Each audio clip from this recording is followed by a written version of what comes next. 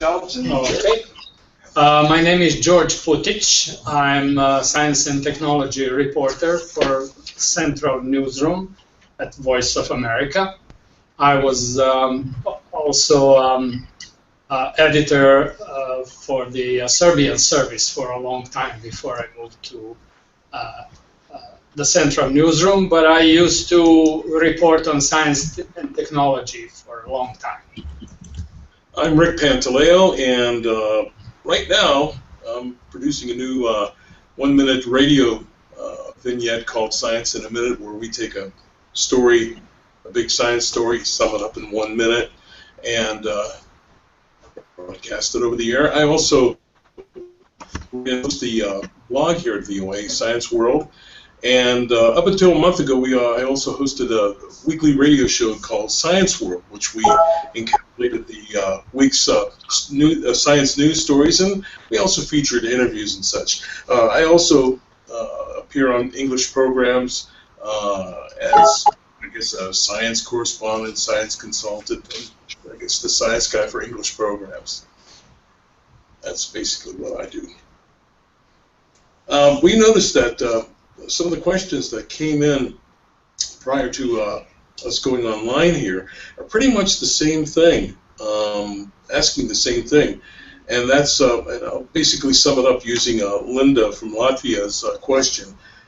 This also was asked, by the way, by Yulia from the Ukraine, Agnes from Hungary, and Angela from Serbia. And Angela's question is a little more detailed, so I'll get to Angela's questions after we answer this one. First of all, it's a big question. Science and technology, of course, is a pretty complex topic, and something that is really hard to put into a few words. And the question basically is there any system or trick to use explaining these complex questions or complex concepts to a wide audience in a more simple language? And because you cannot also oversimplify things, so how do you balance? And I think that's the crux of it. Here at VOA, we feel that we have a pretty wide audience regarding our science product, and that's people who are just learning English as a second language and have fundamental understanding of English conversation, to people who are, frankly, pretty well educated, probably better educated than I am in science. So it is kind of tough to run the line between, simplifying it, explaining it so that anyone can understand it, while at the same time not insulting those who do understand English or understand science better. Yeah, the trick that worked for me is the fact that I love science, and I'm sorry that I am not a scientist. I wish I was, but I was always interested in science. I read mostly about science. My wife always tells me, you read only about science, you don't know what's going on in the world. Well, I know what's going on in the science world. So I try to educate myself, and I try to learn things as I'm going along. And I think that we are very, very fortunate that we live in the time of the internet, because all the questions that you have, you can find on the internet. And also, we have phones. We just call people and ask them, what does this mean? And, scientists love to answer questions about their science, their research, and they love to hear from people, and they're usually pleased when you call them. So that's one of the things how you learn about what you're reporting about. The other thing is, of course, well, you have to have a little experience, and you get experience as you write about it. So, you write a story, and then you read it to yourself, or maybe to your spouse, or maybe to your boyfriend or girlfriend, and see how do they understand it. And I think, in a while you got the hang of it and you know how to do it. So we try our best, of course. The other thing is, I guess you also do that, Rick. When I interview scientists, I always tell them, look, this has to be told in simple words. Science 101. Don't go too much into details, and don't use heavy language. And they usually understand that problem. So it's pretty much. I think we do a pretty good job. I agree with what George says, and I basically take the same attitude when approaching science. I've always been fascinated with science and technology, and I'm kind of a nosy guy, so I want to know a little bit more about what's going on in the field of science. So I figure I try to place myself in the mindset of our viewers, readers, and listeners as to what would they be interested in, and if something strikes me that I think is really interesting, I feel that perhaps there'd be a number of people also interested in it. And George brought up a good point. While scientists love to talk about their discoveries and their findings, sometimes though, and I've tried this too, George, I've tried to say, listen, we've got to keep this very basic, very simple, explain that a lot of the audience speaks English as a second language, so we've got to keep it like basic. But inevitably, sometime during the conversation, the verbiage and the scientific dialogue does get ramped up a bit. So it's up to us to go through all that and carefully pick out some of the key components of what the scientist or researcher is saying. In my case, and I'm sure in George's case too, in trying to explain some of these complex terminology, complex concepts, we have to do a lot of background research, in other words, to explain just key elements of what they're trying to say so that our audience can understand what we're trying to say. It does take a little more work than just writing out what the scientists are saying. Okay. Let's see. We've got a couple questions that came in via the Q&A tool. So let's hit one of those before we go back to some of the email questions. Linda asks, considering the rapid growth of science and technology, how challenging is it for you to constantly update your knowledge? So I think you kind of touched on this. It's challenging, but as I said before, we live in fortunate times, at least for people who are interested in science, because there are so many websites that deal with science that it's impossible to read them all. You have to make a selection, but there are several that constantly update with new stories, and they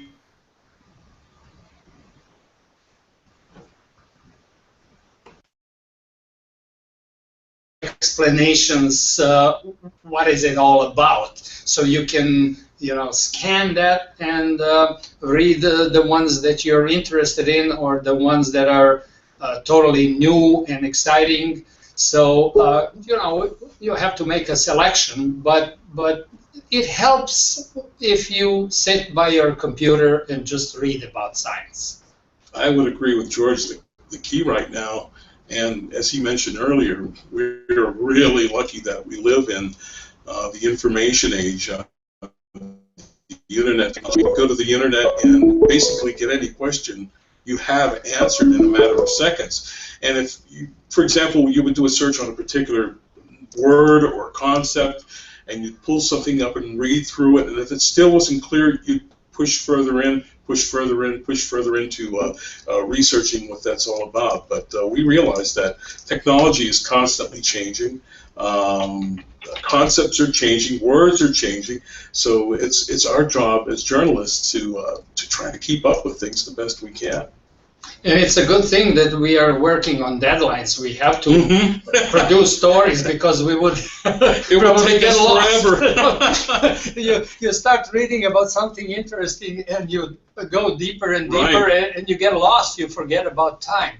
But that's, of course, for people who are interested in those topics.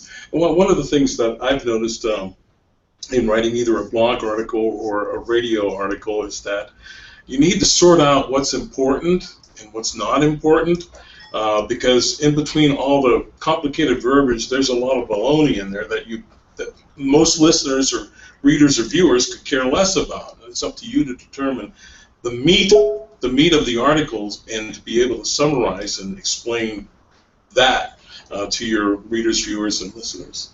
And I should point out that there's also one important thing. It's to have a good editor. Oh yes. You know, if you don't have a good editor, you easily stray aside and go into something that readers are real or viewers are really not interested in or cannot understand. A good editor can sort that out. Turn you back on the right track. Oh, right. Yeah, I depend on decent editors, and I've been lucky here at VOA to have some really talented editors help me with the blog in particular. Because, as George was mentioning, it's easy to get enveloped into a story yourself, and you think all these things are important. We got to mention this and this and this point, but the editor will come back and say, "Hey, people care less about that. You need to focus on this," and that's nice to have that kind of guidance. My editor would I find a story that I find fascinating, and she looks at it and she says, "It's too geeky." That's so an interesting term. Just for people who are really immersed into science and probably not interesting for the wider audience. Do we have any other questions coming up there, Mark? Yep, we did. Okay. Hope we answered that one okay. Let's see. How do you make science material interesting and not dull? Wow.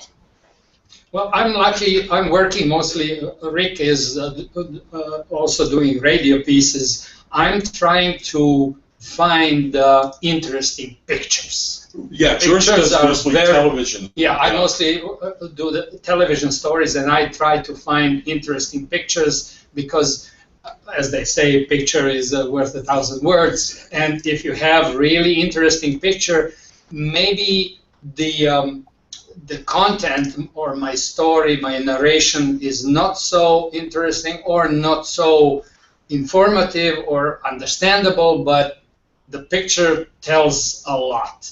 So that's one of the things that I rely on very much. And that would go the same for writing a science blog. I'm really careful when I'm writing the science blog to get graphics that really fit the story, that help explain the story. And one of the things that I try to do, and I'm often criticized for doing, is I try to include as many hyperlinks in the story as possible, because the hyperlinks, when you click on it, will further explain the concept or the word or what the story is trying to say, so that you can get a better understanding of what's going on. Okay, and here's, I think, kind of a related question from Dragana. Do you know what kind of topics your audience is most interested in? Well, in my case, I've learned from doing Science World and from doing the interviews and doing the Science World blog, it seems the biggest response I get are space-related, astronomy-related stories. People are fascinated with it. We've done interviews with people at NASA, European Space Agency, and it seems like, you know, anytime we do pieces about things like the New Horizons mission or the Rosetta mission, for example, people tend to respond very good to that.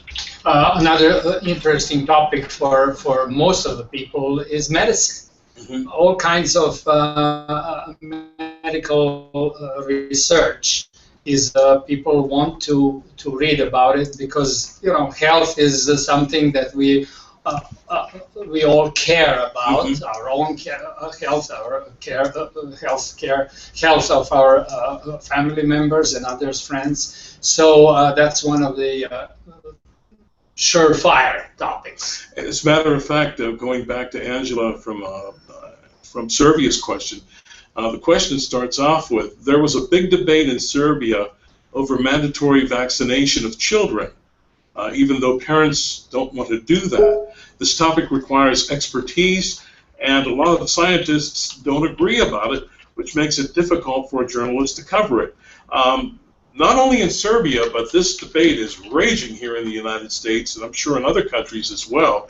And I think as journalists, science journalists, it's our job to try to explain the issues and at least put it out there so that people can become better educated and understand things for themselves so that they can make the choice that they feel is best for them and their children. Yeah, so we try to get in touch with top scientists who are dealing with that particular matter and interview them and write stories about it. But that's an excellent topic, though, is the vaccination, because it's so controversial here.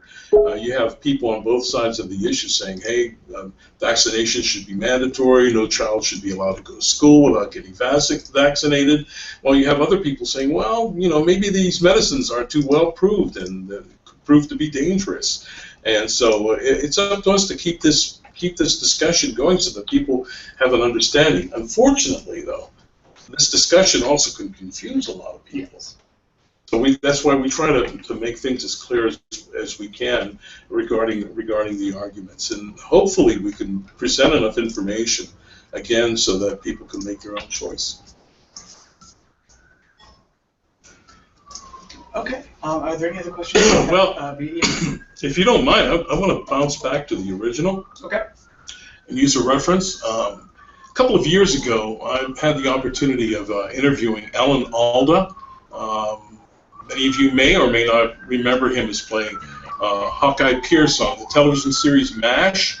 Well, Hawkeye, after he left the MASH series, saw a need for scientists to be able to explain science better to mass public.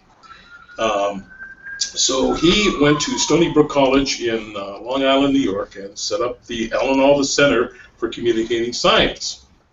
Since he had always been interested in science, and his teachers in the past didn't really explain things to him that well, so he's working with scientists to better communicate their concepts and their things so that people in Congress, for example, people, general public, and so forth, can understand what's going on. Okay. One quick technical note. If you could, if you're not asking a question, could you please mute your microphone, or we can mute it for you. We're just getting a lot of kind of feedback, which can sometimes make it hard to understand or hear. So, okay. Let's see. We have another question from Maria. Do you have any special program about science at VOA, or do you just film these kinds of stories for news? We do have on a website, we do have a science and technology part, and where you can find all our stories. And of course, most of our stories are translated and voiced over by our language services in more than 40 languages, and used in their TV shows or on their websites. So they're quite accessible. Also, they are on YouTube's, on VOA's channel, so you can see our stories in segments that deal with science and technology, not only in the news, but in dedicated parts of our programs. But of course, the top stories, the topical issues are in the news, and you can, of course, link them to both so that people have access to them from both web pages.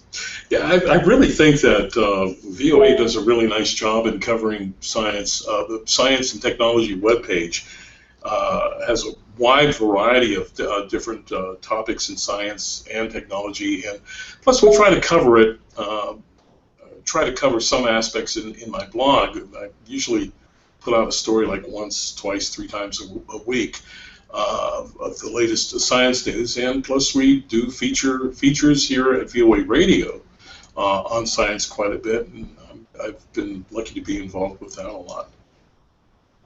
Okay. The next question is from Dragana.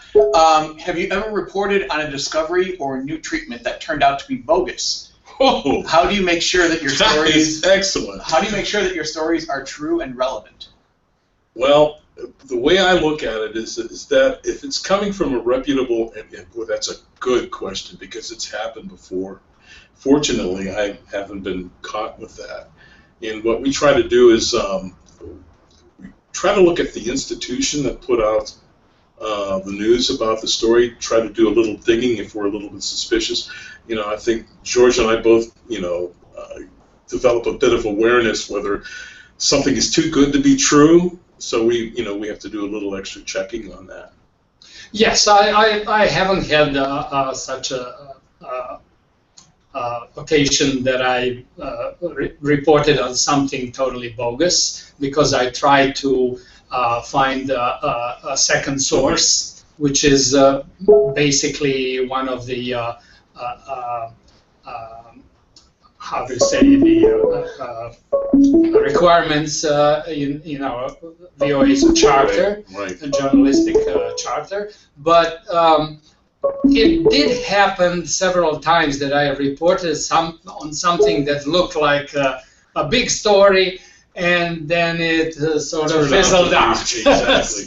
So yes, maybe I was involved in making a little bit of a hype about some new research or some new development or some new invention that proved to be not so great. But that happens. Science is going into many directions, and sometimes people think that they have discovered a big thing which proved to be not so big. Well, and the other thing, George, is that the scientist has done his research, did a study, did his science. We just reported from that perspective. This is what this scientist has said. He's saying that he discovered this, or that this is possible, or that this concept or this theory is possible. But again, we're taking it from his point of view. We're not saying that it's necessarily true, but that that's our job. We're reporters. We report what's being said. And but again, fortunately, we examine each story before we go to work on it and see, is this too good to be true? Is there more to the story than what we're seeing? And we try to exercise judgment and be careful about things. Yeah, we have to be careful, and I must confess, I often use the word may, because or could so that you sort of shield yourself from leaving an impression that you're supporting some sort of invention or some a claim by a scientist, because you never know. So I deliberately, and I'm sure Rick and my other colleagues here also do that, deliberately stay away from commenting anything and leave it to scientists themselves, or to people who have tested and tried their invention or whatever it is, because I'm impersonal. I'm just reporting about it. I'm not claiming anything, and that's a good way to report on things. I guess the difference between writing and producing an article and producing a blog are different, because sometimes I think my passion for a story sometimes shows up in what I write. But another point that I'm sure George uses too, because I've seen it in his stuff, is that when there's something that we may be a little shaky about what a scientist is saying, we quote him. We put his exact quote, so it's, hey, this guy is saying this, not me. So it's you read for yourself. Okay. Let's see. Next question is, how do you find themes for your reporting, or topics, I think is. What I do is I pore over the latest science releases from universities, research organizations, go to websites like NASA.gov, for example, is a wealth of information. ESA, the European Space Agency, is big. A lot of the big universities, such as Caltech, it's good for information too. So I try to pore over that. I also tend to look over some of the commercial websites that deal in science to see what is popular, what seems to be drawing attention by internet viewers. And I try to gauge whether, okay, this has been covered like crazy by other journalists, I shouldn't waste my time on this, or hey, maybe I can give a different spin to the story since it is so popular, and do a piece on that. Yeah, look, scientists like to tell the world about their research, and most of them publish either papers, scientific papers, or blogs, or their universities, or in the case of commercial firms that do research also, they also publish a lot about it, even when they do not want to tell you the exact details about it. Mm-hmm. They want the world to know that they're doing it. Mm-hmm. So we are rarely, I rarely hit a wall when I try to report on something. Most of the people are, publishing mm-hmm. their work, and that's the way to go about it. You just follow the what's going on in the science world, and you're the reporter, and you decide what you think, together with your editor, of course. You decide what you think is interesting for your audience, and after a while, with some feedback, you get a sense of it, what people like to hear or read about or see, and you go for it. One of the things I do when I'm setting up an interview with a scientist or an organization is I really try to put the reader, the viewer or listener, I try to put myself in their position. What would they want to know? What do they think is interesting?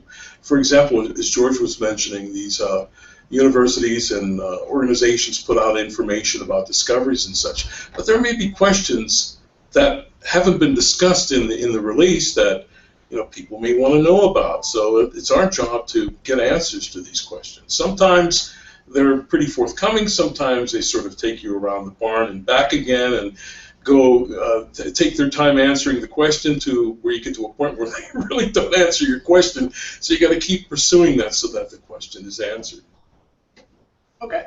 The next question is from Linda. I assume you work with a lot of experts because it's understandable that you can't be informed about everything in a specific field of reporting. How do you choose those experts?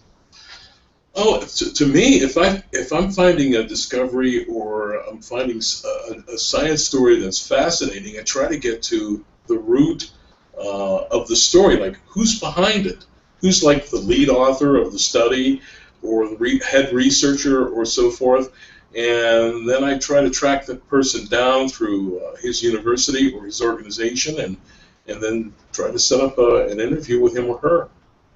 I have a feeling that I imagine all the people that we're getting questions from are young journalists, reporters maybe, or people who would like to write about science. My message to you is, do not hesitate to send an email or pick up a phone and call. And you can always find email addresses and phone numbers on the internet of the people who are relevant and who are representing the office where the scientist is working, because they love to hear from you. That's their job. They want to answer your questions. So do not hesitate to contact the people or establishments directly and ask them. And also, if you do not feel that your English is good enough, don't be afraid. The United States is a country that's made of people who came from other parts of the world and didn't speak English. So we here are used to all kinds of accents, all levels of English knowledge. So it's not unusual to, talk with people who have very, very bad pronunciation or who have a limited vocabulary, but we still communicate. So, they're not going to say, who is this? What is this? What is this person? What does this person want? No, they will immediately adjust to your level and try to answer your questions. Okay. I think this is the other Linda asked a very good or related question to that. How does specialization in the field of science and technology help a journalist build trust with his or her audience, as well as get easier access to scientists? Specialization. So, by virtue of the fact that you have that as your beat, I think. Okay. Does that help you build credibility? The thing about science in general, science and technology, it's such a wide field. I mean, it'd be different if I was specializing in mobile technology, for example. That was my pure beat. Then it would be able to be easier to focus in on just that. But since science involves anything from space technology, computer technology, social sciences, and technology and health, it's kind of difficult to really zero in specifically on the beat. So you got to keep yourself, if you're interested in being a general science reporter, being open to all fields and disciplines of science. Yeah, and if you're studying, you don't have to be, specialized. Mm-hmm. Sometimes specialization or specific understanding of technical and scientific terms can be an impediment. Right. Because right. I've interviewed scientists who were ready to talk about what they're doing, and we went deep into the things, and we went into a conversation that became too long for one thing, and too detailed, and then I come back to my office and I play back the interview, and I tell myself, what am I going to use out of this? Because this is too scientific. Yeah. So don't be afraid to ask simple questions, because simple questions give simple answers, and the simplest the answers, the wider the audience that will be able to understand them.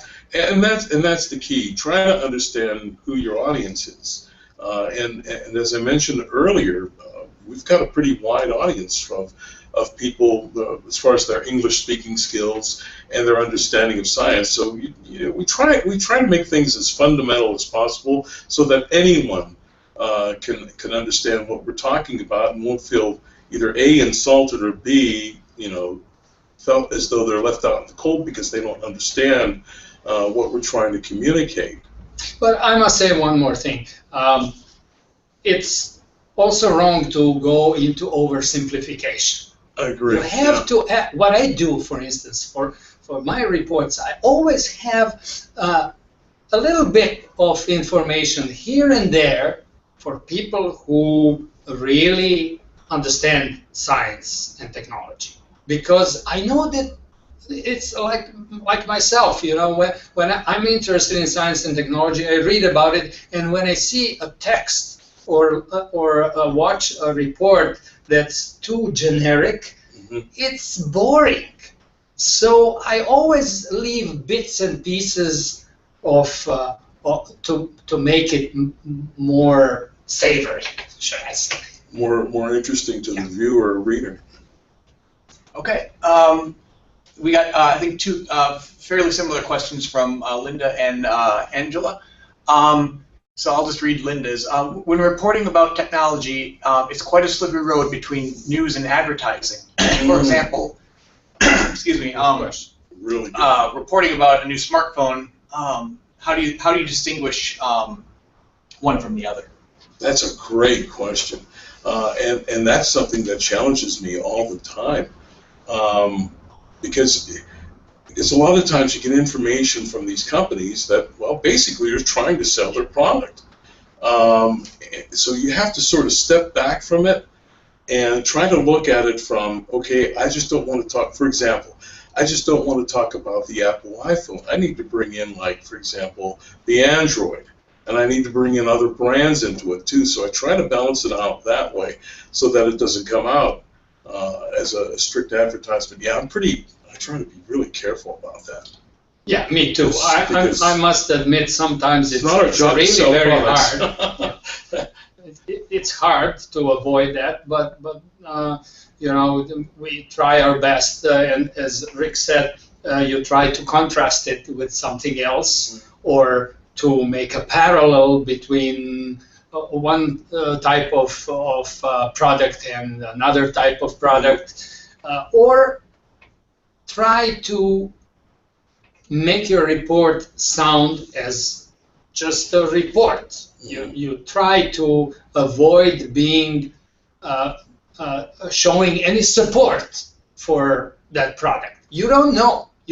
Even if you've tried it and tested it, you don't want to say, I think this is very good. The inventor thinks that his invention will help people in so and so. Mm-hmm. You don't want to say anything directly. That will be a bad journalist. And again, you stick to the facts. You stick to the points. You know, for example, if you're talking about a smartphone, you know, of course the company's going to have advertising points. It's got this. Well, you mentioned some of the technologies, but you don't have to mention it in such a way that it sounds like a sales pitch. You're just bringing up new technologies that have been developed for that particular product. And the one thing that I've done when I'm working on a story similar to that, where I'm questioning whether or not it's a commercial or not, is I step away from my computer, walk around the building a little bit, come back, give it a fresh look, and then reapproach it from there. That helps. That's Yeah, true. it really I also does. do that. I take a walk outside. Yeah, especially when you're doing something as complicated as Yeah. science and technology. It clears your head. Mm-hmm. Okay, let's see. The next one is from Arbor. What's the fault editors carry regarding technology and science journalism in Kosovo? Newspapers have no specific pages regarding this genre. In your opinion, why do they do that? I'm always referring the editors. I'm referring to the editors and editors-in-chief and editors. Can you repeat that again, Mark? I think in a nutshell, the question is, should all publications have, and Arbor, jump in if I'm misrepresenting you, but you know, should all should most publications have a science section? You know? If it was up to George and I, yeah, of course. But no, it depends on what the goal of the magazine, newspaper, television program, or whatever. I mean, if it's a science-oriented program or a general use program, then yeah. I mean, science and technology is here. It's a major part of our lives, and of course, it should be a part of things. But again, for example, you wouldn't put science and technology in a political magazine or an entertainment magazine unless it has to do with entertainment technology. So you can encourage your local editors, you can encourage your local newspapers or magazines or websites to do more stories on science.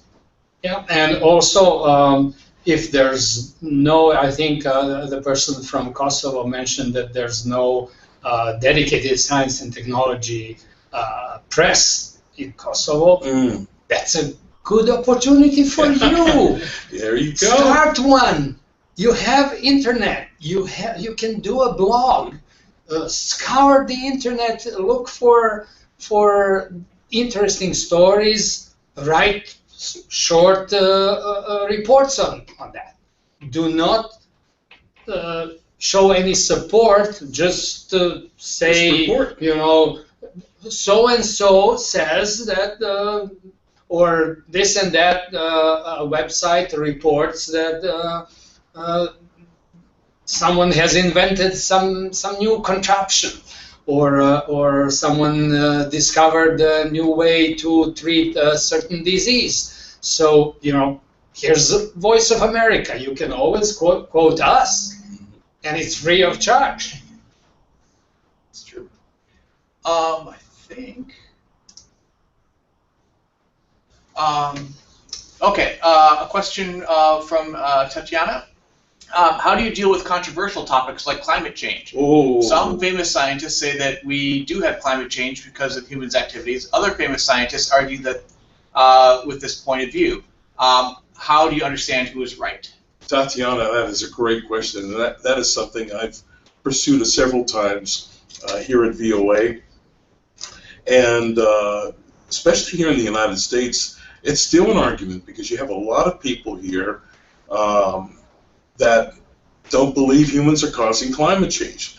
Although 97% of the scientific data is reporting, yep, we humans are responsible for growing greenhouse gases and for coming climate change.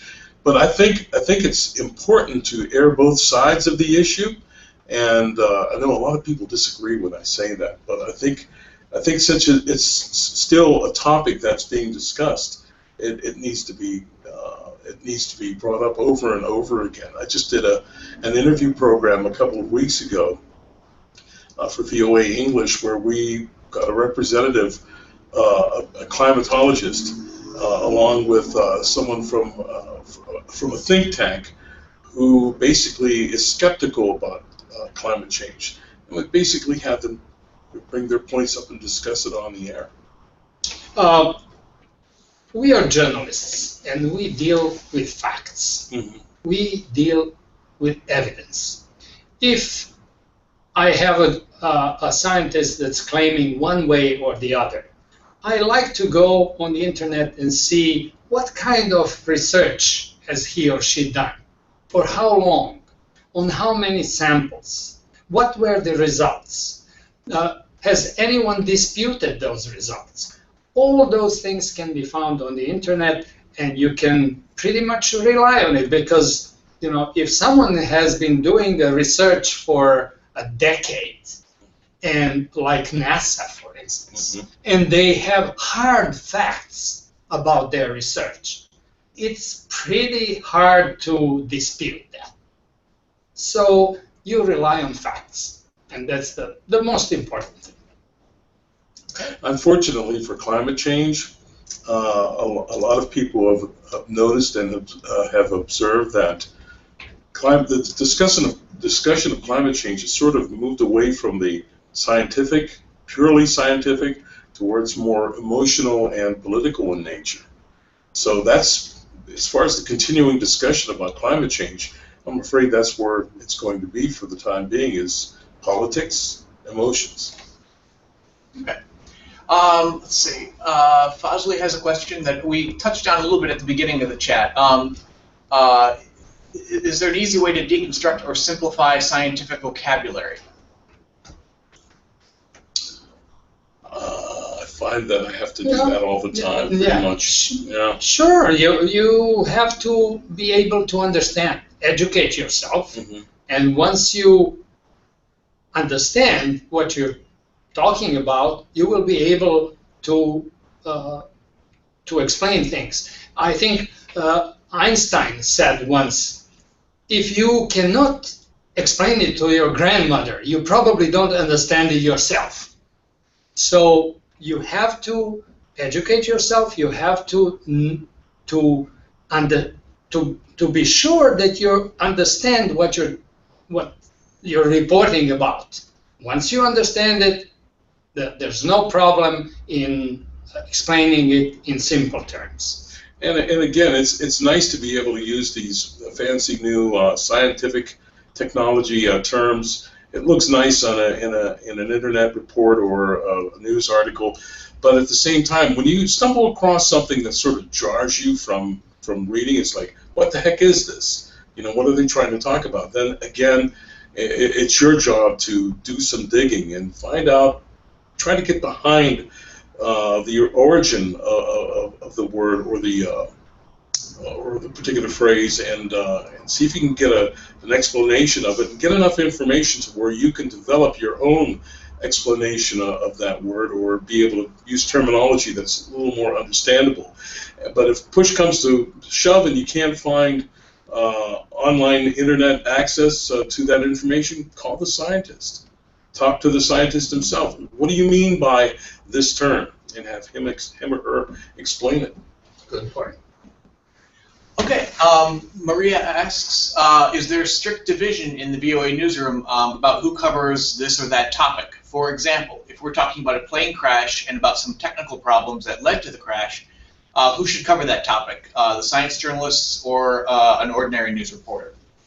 I'll take it. Well, to me, if the story is science-based and we're looking at, for example, you mentioned a plane crash. If you're looking at a plane crash, then you got to go beyond the statistics of, well, the plane was flying at this height, blah, blah, blah. And you want to get to the science of it, then get to the science of it and write a science story about it. But if you want to do a story about the accident in general, then you would have someone who can specialize in aviation, for example, or has working knowledge of past similar incidents. But again, it depends on how, I guess it would be the editors or the assignment people would want to pursue the story. Perhaps a number of stories on the general stories on the plane crash have been already published, and they want to get a little deeper. For example, talking about the black box. What's the science behind the black box that is left behind that provides investigators with information regarding the plane crash? And there's nothing wrong with taking that from a purely technological or scientific aspect and explain this is what this does. Yeah, most of us here in the Central Newsroom, Voice of America, are long-time journalists. We have decades of experience behind us. So, and we've reported on many things in the past. But everybody, after a while finds their preferences, and editors know about that, and they would say, "Wait a second, this is too technical. Let's have Rick write a report about it, because he already knows how to explain it in simple terms." So yes and no. We are ready to report on anything, but we have what we call here our beats. That's the sort of niche or segment of everyday life that we feel most comfortable with, if I can say so. I understand, and correct me if I'm wrong, George, but then in VOA Central News, there is a beat. There is an area called Science, Technology, and Health, and you've got some great reporters writing about various aspects of those topics. So the people who hand out the assignments, or who are looking at, this is the news we have to cover today, they know which people can cover it from that perspective. Okay, the next question is from Linda. Technology companies are financially influential, and often in order to advertise products, they host impressive product presentations. Journalists go to the presentations with covered travel expenses, and then might feel obligated to report on the specific product. How would you comment on such a situation, and how would you avoid it? George, have you ever had any technological company come to you and say, "Hey, come, we'll pay your way out"? No. That's never happened to me either. So I can't really comment on that. But I can understand the pressure, though. Perhaps they do that with journalists who report on for trade magazines, or I don't know, the some of the cable TV cable channels. But No, not to That's us. never happened to me, as long as I can remember. What about like free samples of a product? Never Or got you that either. Okay. Nope. If we did, we'd have to send it back. We get a pin. We'd have to send it back. Okay. Maria asks, do you cover some special topics or stories that to attract female audiences? Wow, some great questions today. I try not to look at age or gender when writing stories or putting a topic out because, frankly, I don't think that's really fair. I mean, I could see some people doing that, especially, if you're a male journalist, you may better understand how to reach your male audience better, and vice versa. If you're a female journalist, you may have an inkling or an understanding of how to better reach your female audience. But I try to write to a general audience in general. Yeah, me too. The only thing that I sometimes consciously do, I try to, if I have a choice, I like to speak to female scientists because I would like my audience to see that that science is as much for females as much as for males. There shouldn't be any difference. There should be absolutely equal opportunities, and in many cases there are. And I would like my audience, especially young audience, to maybe be influenced by something that I report on and say, look, this female scientist has made some great discoveries. I would like to do that too, and I will try to go into that field, and that will make me very happy.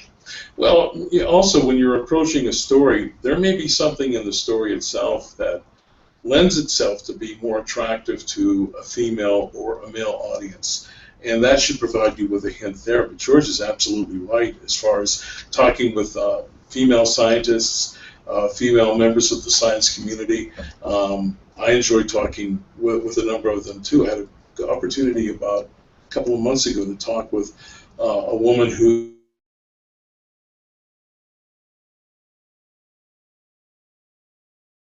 University of California, University of Southern California.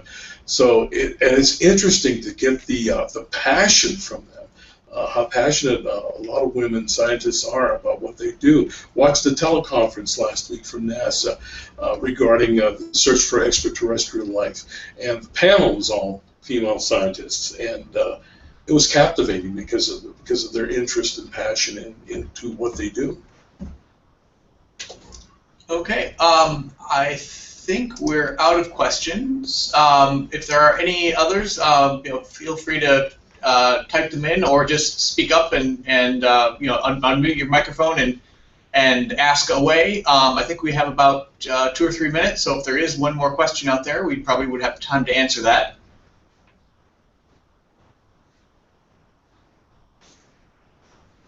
But if there are none, then I think we're done. Well, I guess I would say in conclusion that if you're here today because evidently you have interest in science journalism, and I would encourage it completely. It's a totally fascinating topic area, and I've covered other aspects of the news as well, from from politics and so forth. This has been the most interesting, the most fun I've ever had in covering news, so I highly recommend going after that. And to that woman in Kosovo, I think what George said was great. If you don't have any publications where you live that cover science as much as you think it should be covered, it might be a nice project to undertake. Absolutely, and don't be discouraged, even if there are, I don't know how many science and technology publications. There's always enough space for one more. So, don't hesitate, be brave, and go for it. And I'm absolutely sure, I guarantee you, that you will have a following. Mm-hmm. And because people are fascinated with science and technology. Even if they do not pursue that field themselves, it's always interesting because there's always something new in that field, and it's mostly positive. It's totally opposite of everyday news where we hear about wars and economic problems and poverty and whatnot. If you turn the science page, you will always find something interesting, something new, and something positive. And it provides hope too. I know when I would be looking at, for example, genetic engineering, genome engineering, some of the possibilities that lie out there for the human race are absolutely fascinating. And to see any of this possibly coming to life within my lifetime would be wonderful. All right. Well, thank you both. Thank you. And thanks to Thanks everyone to all who tuned in. of you. Great questions. Great Really. questions. Thank you so much. All right. See you next week. Bye-bye. All the best. See ya.